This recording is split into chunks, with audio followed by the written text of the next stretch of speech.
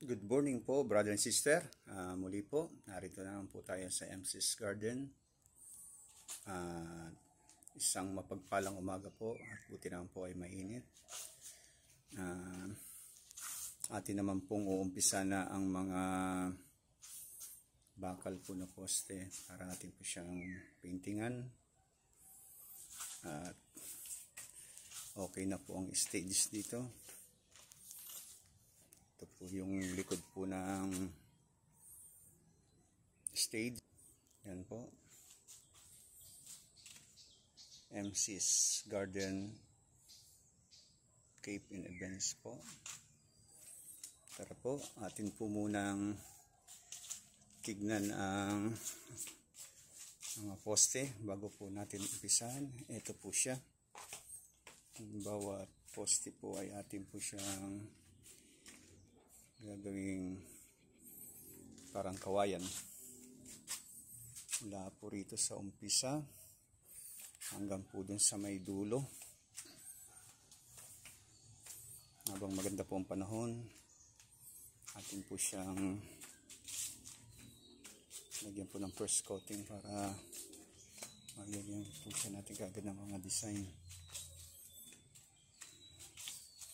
Okay, matapos po natin kagad ito hanggang dulo, mahaba-haba. Yan po. At lumiwanag na po yung paligid dahil nalinisan po ni Manong. Yan po. Yan po siya kahaba. Ganda sa may dulo. Yan po. Ikot. Yan sa may pinaka-gate po. Ito po lahat yung ating lalagyan po ng painting. Diretso po to hanggang sa may pinaka-exit po ng garden place. Ito po yung pinakadulo niya, exit point po.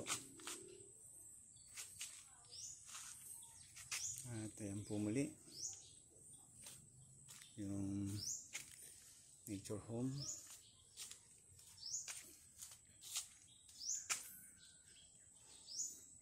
Huwag niyo pong kalimutan mag-like, share, comment po para dito sa ating lugar. Dito po ay talagang presko at wala pong polusyon ng hangin dito dahil nasa pinakadulo na po ito. Napaganda po talaga rito kung gusto niyo mag-relax. Kahit mga anong event, marami na pong ginanap dito. Siya. Yan, may mga ibon at marami pong mga halaman dito. Pag namulaklak, marami rin pong mga butterfly dito, kaya ganda siyang tignan.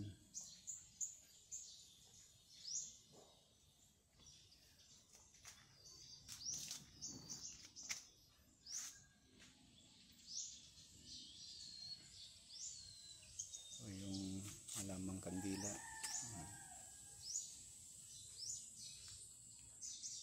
Ayun po ang CR sa dulo. Muli po, balikan natin ang daanan natin gagawin. Yan po siya. Ito po yung kubong de aircon. Yan po siya. Marami palang mga luya rito sa paligid. Yan po.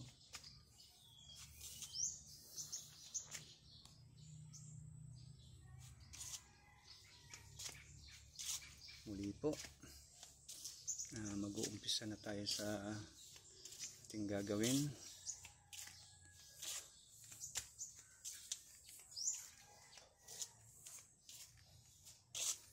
Ito po yung entrance po ng kubo na di aircon. Yan po siya.